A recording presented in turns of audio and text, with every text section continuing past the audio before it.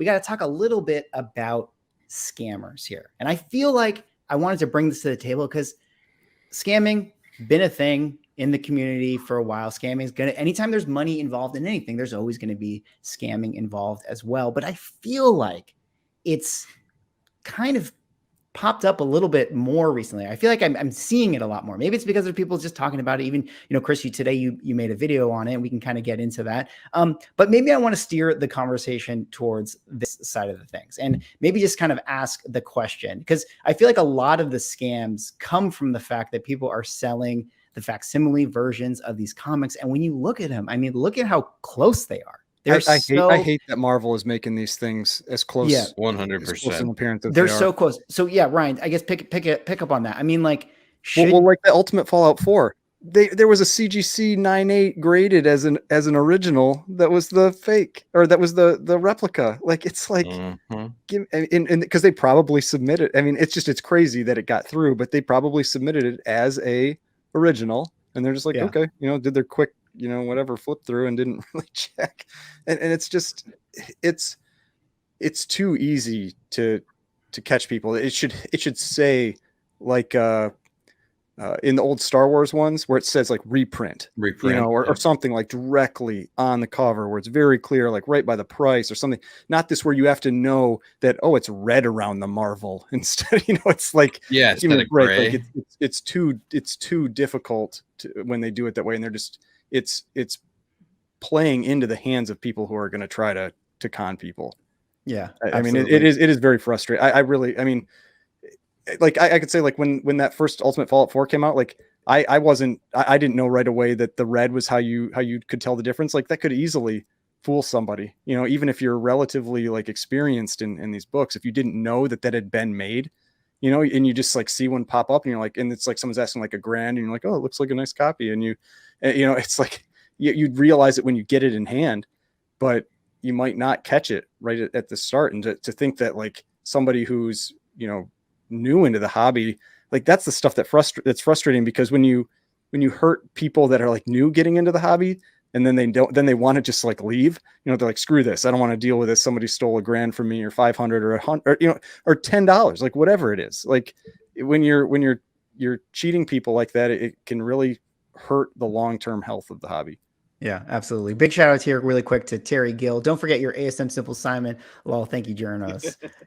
But Newbie, with this question here, and kind of going off of what Ryan was saying, where it's like, it really just hurts the people who like fall into this, especially if they're new collectors. I mean, like, it's so hard to tell. Like, I mean, I feel like I could easily like get faked by a facsimile. Like, do you feel like they should just not make them? I mean, like, how is a new collector, or is this just like, this is just kind of comes with the territory in a way? Like, you're just, I you're going to get, they're cool. I think they're cool. I mean, I've got a few. I just think people need to be educated. There is that saying, and it's a famous saying for a reason, but if it's too good to be true, probably is. Do your research. Why is one going for $200 and another one going for $2,000? Right. Like this Moon Knight book. I mean, right? that's the thing, though. It's not always too good to be true, though. Like when they price it, like if they price it around what you would expect the original to sell for, that's where you can really, trick people. The ones that are always surprising are the auctions, like that the Tech 27 that got up to like $10,000 or whatever it was before people finally were like, oh, maybe this isn't real, like stuff like that. But these, I mean, I don't know. I do put some of the blame on Marvel. They should see that this is a possibility when they make these books.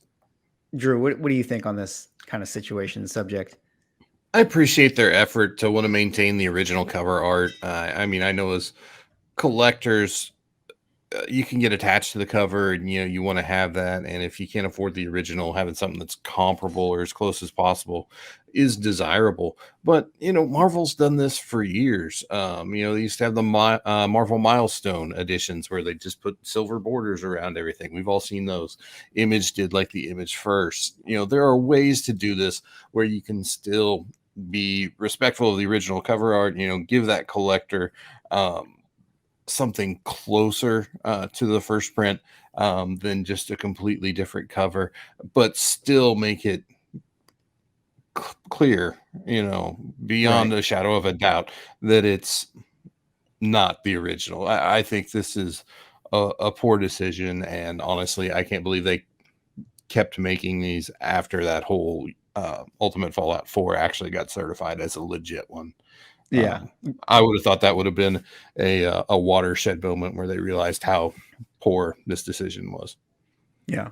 Bryan, do you kind of feel like, I mean, Actual Dragon kind of said it in the chat, true believers are fine. Like they should just stick to those. You kind of like those true believer versions of the facsimiles? Yeah, I think that's the key. Just make sure you put true believers on the top or reprint in big letters next to somewhere on the front, obviously.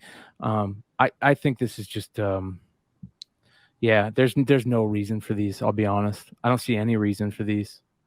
You could get a true believers and read the story. You know what I mean?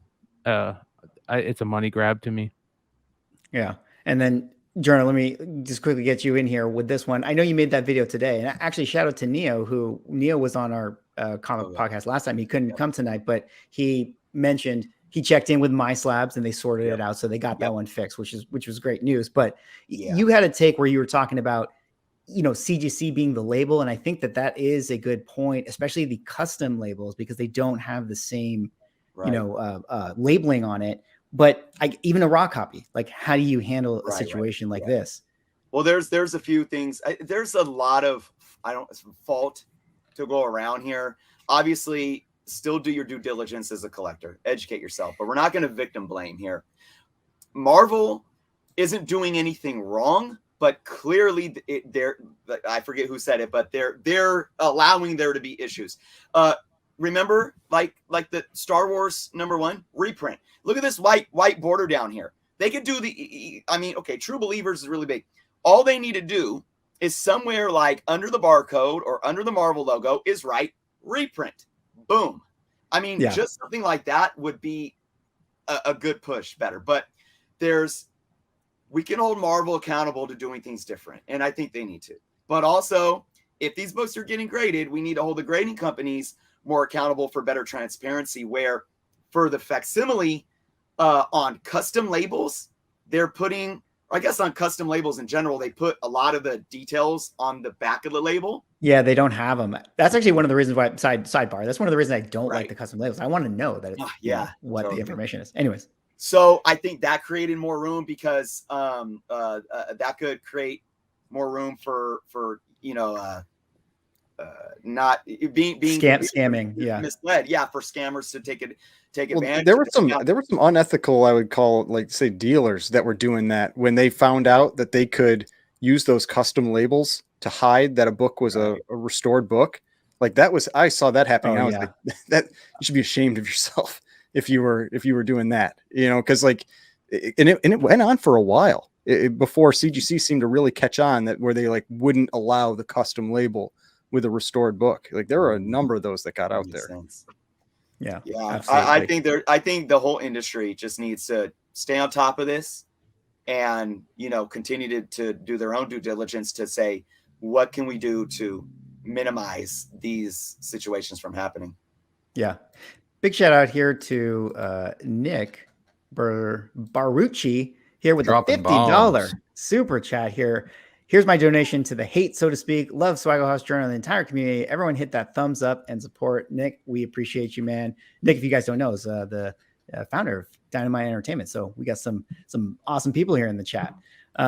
But yeah, anyone else here quickly as we wrap up this sort of topic on the facsimiles or scammers? Anything else to say? Just be careful out there, I guess, is the best advice we can kind of give to those new collectors.